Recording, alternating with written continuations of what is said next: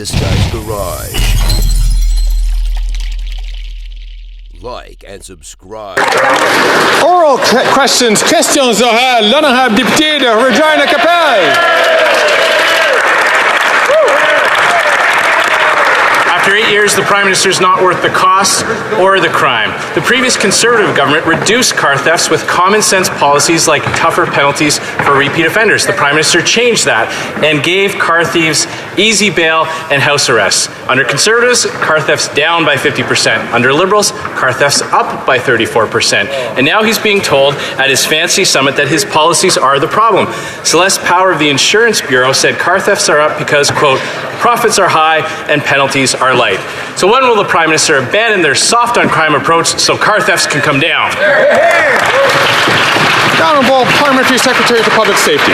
Mr. Speaker, on the contrary, would the Conservatives actually like to know that since 2006, the 5 years with the highest amount of car thefts in Canadian history was under the Stephen Harper government. We are actually reducing crime. Today we had the Auto Summit where we brought in leaders across the country, including police. Mr. Speaker, we are working on tangible solutions, not just slogans from the Conservatives. The Honourable Member from Regina-Capelle. Those were the first 5 years we inherited from a previous soft on crime Liberal government, Mr. Speaker. But it's not just crime that this government's policy is making worse. On April 1st, the Prime Minister is going to drive up grocery prices again with another hike to his carbon tax. And the impact on this affects Canadians every step of the way from farm to fork.